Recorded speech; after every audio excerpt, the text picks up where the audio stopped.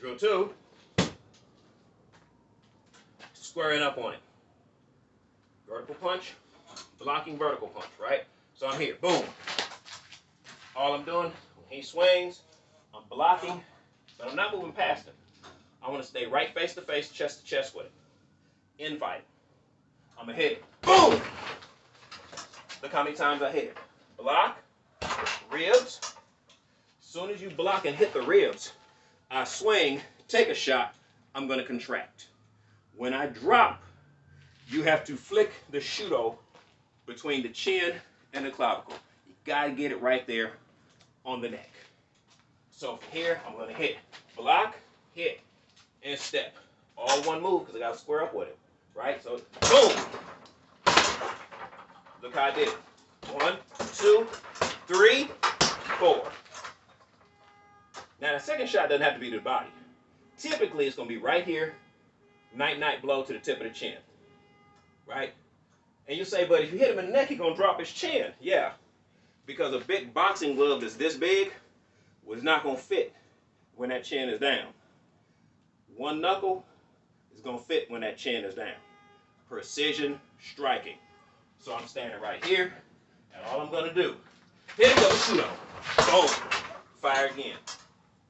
Regardless of the outcome, I'm practicing how to keep the drill going. So once again, block, punch, double shuto, punch, double shuto, punch, double shuto, punch, double shuto, punch, double shuto. It's a drill. What you want him to do is get hit, curl, completely curl, and begin to turn. Why do I want that? Because people in sports are not allowed to get hit on the back. As a result, there's a myth that you can't be hurt if I turn and curl up this way. Never mind your spine, coccyx, kidneys, ribs, your back of your neck, occipital region. Never mind, all those things are located behind you. Right? If I hit you and I come here and you have curled, that is going to be a shuto strike, an open hand strike, right here to the back of the neck. That is a guaranteed knockout blow. That is a guaranteed knockout blow. That is a guaranteed knockout blow. But it must be a shuto, not a karate chop. What is the difference? A karate chop, the old 1950s judo chop, right, is a whack. Full power, basically a back knuckle with an open hand rotated. That is what most people do for a shuto. Yeah! That is wrong. Why? This is not a knife. This is a hatchet. The way a hatchet works is you swing it hard. It's a hatchet. Shuto means knife. Shudoki is the knife hand. What do you do with a knife? That's not a knife. This is a knife. And with the knife, you're going to slice, right? When you have a knife, you place it against the meat and you slide it.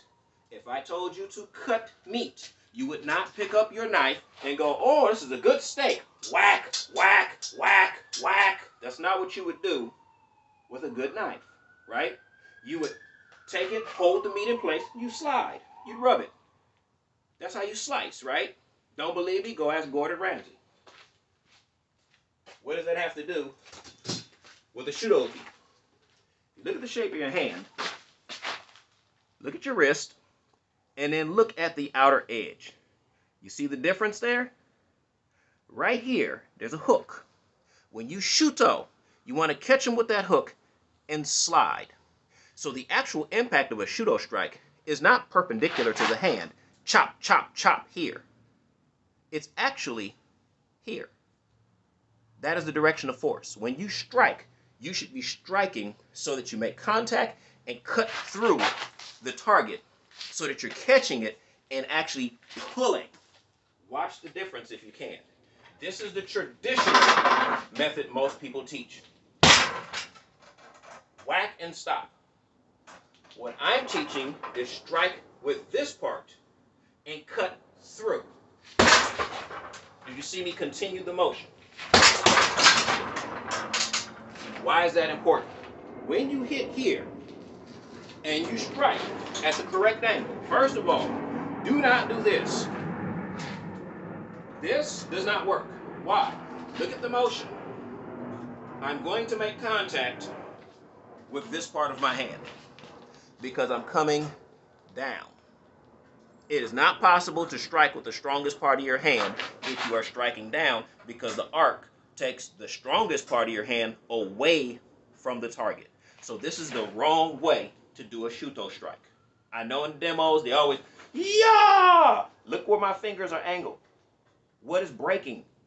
If there's something flat right here and I do this, look what's hitting.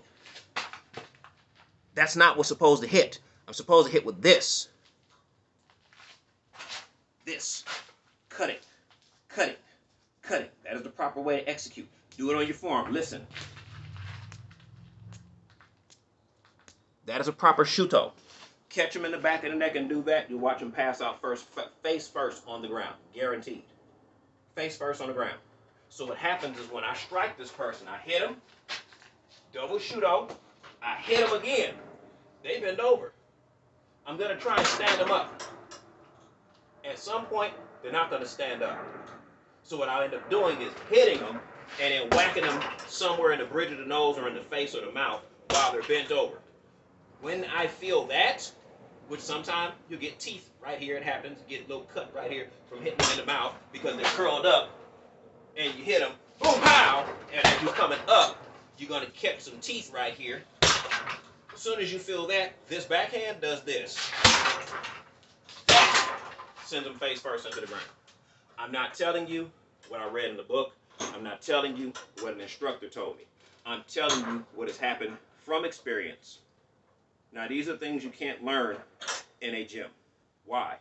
You can't put on a glove and have your fist like this, wrapped up with 10 ounces of pads, and learn how to use a shudogi.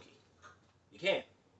The only way you're going to learn to do it is if you actually take the blade of your hand and feel the difference between whack, now either whack and leave it there, traditional, snap it, which is what some other people do, especially if you go into the Adam's apple or the bridge of the nose, or even to the side of the mandible, which is the chin, the jawbone right here. If you hit them near the front row, catch them cutting through. Also, person's guard is up like this, just like this. Execute a shudo strike right here to the ulna. Real fast. So I'm here and I cut down. Cut. Cut. Watch the arm drop. Watch the lump form. If you have a good shudo. But that requires what?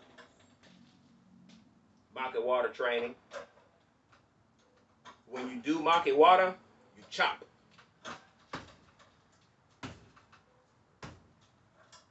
And you chop. Look at the way my body's going. I'm not turning with the strike because then I never fully extend it. My body stays curled around the strike. And I'm just doing this. No power. You have to open the body.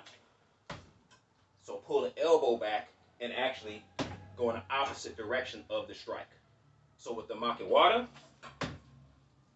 chop, chop. With opponent, when you actually set up, block, sheet.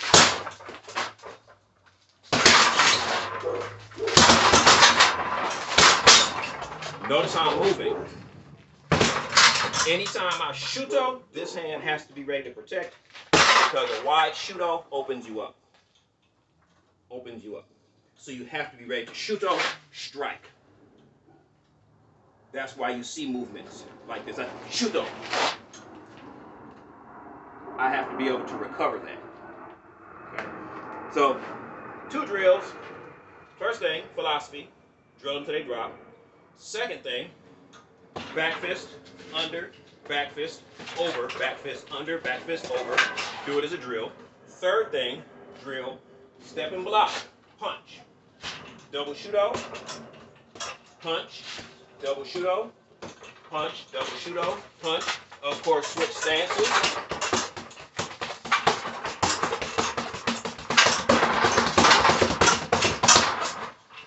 Develop the speed, be able to shift targets. Sometimes that punch is going to hit the temple, might hit the chin, it's going to hit the floating rib, it's going to hit the intercostal cartilage, it's going to hit the kidneys, it's going to hit the solar plexus, it's going to collapse the diaphragm. But at all times, I'm trying to take that middle knuckle, dig it somewhere.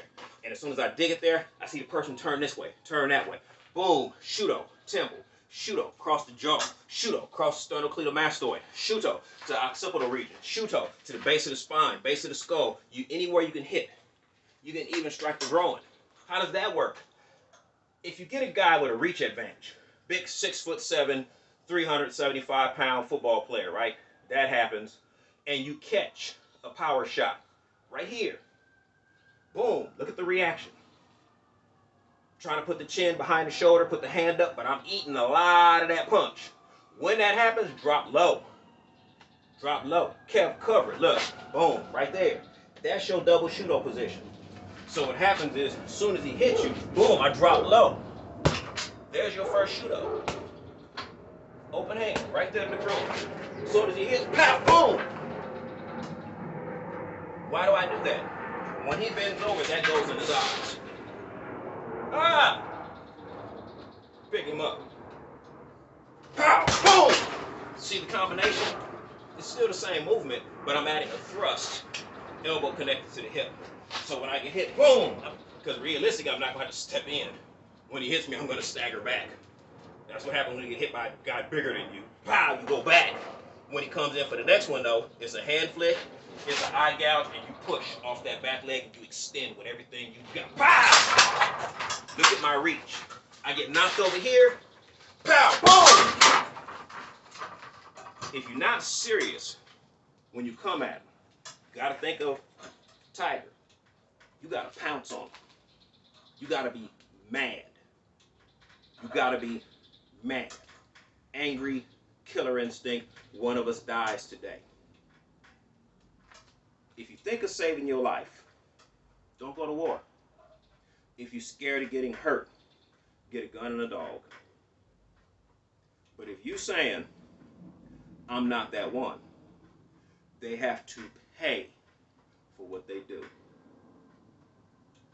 So, 2 drills, 1 philosophy. Drill them till they drop. You got 2 ways of doing it. That's the middle of the story. Now, I told you the beginning is they attack you. The middle is they don't know, just hell starts raining down on you, right? You're just going through combinations. But you're not really fighting. These are blind combinations in that this pattern is based upon body position, but I don't have to think about it. Like I said, dude swings, pow, he comes in.